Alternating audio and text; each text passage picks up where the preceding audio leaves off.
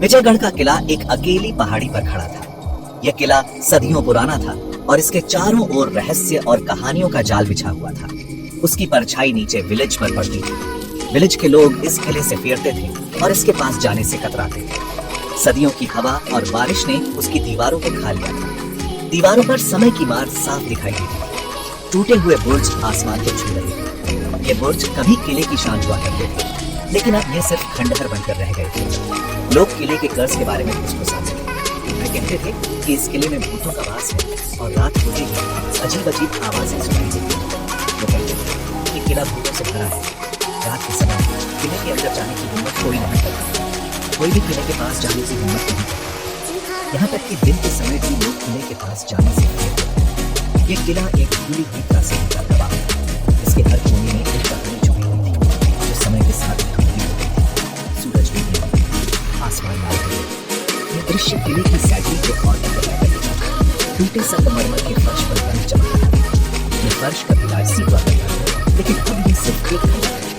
Shadow से लंबी और टेढ़ी होती, जिससे जानी पहचानी आदमी को फेरा नहीं होती।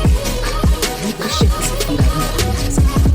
एक अकेले महल में आवाज लगा और भाई का सम्मान करता। उल्लू की आवाज में माहौल विजयगढ़ का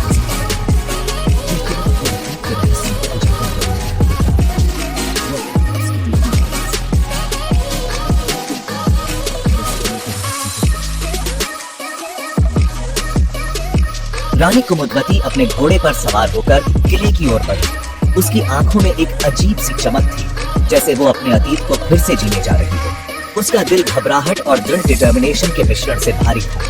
हर कदम के साथ उसकी धड़कन तेज हो रही थी, लेकिन उसकी आंखों में एक अडिग डिटर्मिनेशन था। उन्होंने एक छोटी राजकुमारी के रूप में किला छोड़ा था। उस समय वो मासूम और निश्चिंत थी, लेकिन अब वो एक बदली हुई महिला थी। अब वो एक रानी थी जो इसके रहस्यों को उजागर करने के लिए दृढ़ थी। उसके सामने खड़ा किला उसके अतीत का गवाह था। उसने अपने घोड़े को आगे बढ़ाया। हर कदम के साथ वो अपने अतीत के और करीब आ रही थी। वो विजयगढ़ के शाही परिवार की आखिरी वंशज थी। उसके कंधों पर अपने परिवार की विरासत को बचाने की जिम्मेदारी थी। कर्ज को तोड़ने वाली सिर्फ वही थी। उसके पास ही वो शक्ति थी जो इस कर्ज को समाप्त कर सके। जैसे ही वो टूटे हुए फाटकों से गुजरी, यादें वापस आ गई। हर कोने में उसकी बचपन की यादें बसी थी। उसे अपने भाई बहनों के साथ किले के गलियारों में लुका छिपी खेलना याद आ रही। वो दिन कितने खुशहाल थे। उसे अपने पिता की हंसी आंगन में गूंजती हुई याद आ रही। वो हंसी जो अब सिर्फ एक याद बनकर रह गई। लेकिन सबसे बढ़कर उसे वो रात याद आई जब सब कुछ बदल गया। वो रात जिसने उसकी जिंदगी को हमेशा के लिए बदल दिया। वो रात जब विजयगढ़ पर कर्ज आया। उस रात की भयावहता आज भी उसकी आंखों में ताजा है। रानी ने अपने घोड़े से नीचे उतरा। उसे खाली हॉल में ठंडी हवा का झोंका महसूस हुआ। वो शिवर उठी। ये सिर्फ शाम की ठंड नहीं थी, ये डर की ठंड थी। वो टूटी खिड़कियों से हवा को सीटी बजाते हुए सुन सकती थी। आवाज उसके नाम की फुसफुसाहट जैसी लग रही थी। कुमुदवती, कुमुदवती। वो किले में और अंदर चली गई। हर कदम सन्नाटे में गूंज रहा। वो ग्रैंड हॉल पहुंची। ये कभी दावतों और समारोहों का स्थान, अब ये धूल और मकड़ी के जालों से भरा हुआ। वो लगभग संगीत की धुंधली आवाजें सुन सकती। वो लगभग अंधेरे में नाचते हुए धूतिया नर्तकी को देख सकती। अचानक उसे एक आवाज सुनी। तुम वापस आ गई रानी कुमुदवती। वो घूम गई। परछाई में एक बूढ़ा साधु खड़ा था। उसकी आंखें एक अजीब रोशनी से चमक रही थी। तुम कौन हो? उसने पूछा। उसकी आवाज थोड़ी शिवर रही थी। साधु उदास होकर स्माइल। मैं इस किले के रहस्यों का रक्षक हूँ, उसने कहा।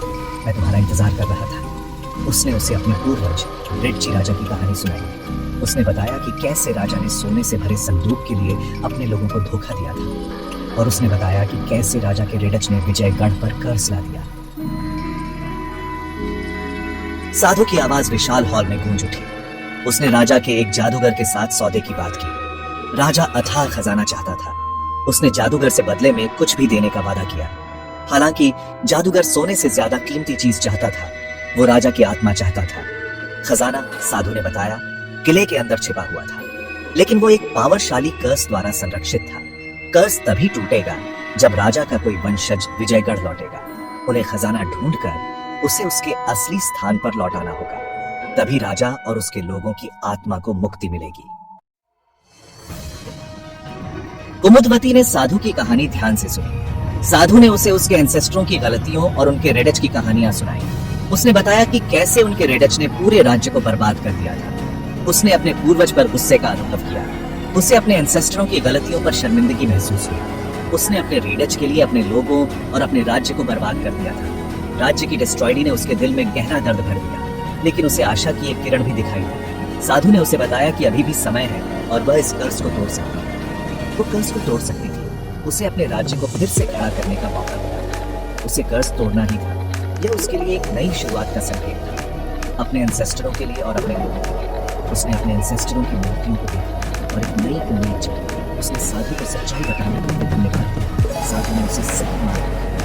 उसने सिर हिलाया और उतना ही जल्दी परछाई में गायब हो गया जितनी जल्दी वो खत्म। साधु को गायब होने में रहस्य तो कुमुदवती अपने दिल में नहीं खड़ी थी, लेकिन अब उसके दिल में एक नई रोशनी थी। लेकिन वो फीसदा नहीं थी। उसे अपने उद्देश्य का एहसास हो गया था। उसका एक मकसद था। वो खजाना ढूंढ रहा था। वो कर्ज को ढूंढ, उसे अपने राज्य को फिर से खड़ा करना। विजय गढ़ फिर से आजाद हो गया। कुमुदवती ने अपने राज्य को फिर से खड़ा करने की ठान ली। कुमुदवती ने एक गहरी सांस ली और आगे बढ़ी।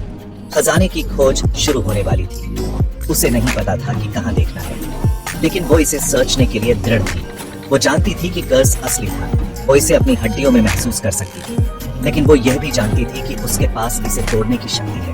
वो किले के सबसे अंधेरे गलियारों में घुस गई। वो जानती थी कि आगे का रास्ता खतरनाक होगा। वो जानती थी कि कर्ज उसकी परीक्षा लेगा, लेकिन वो एक रानी थी और वो चुनौती का सामना डटकर करेगी। विजयगढ़ का भाग्य उसके कंधों पर टिका था। कर्ज इंतजार कर रहा था।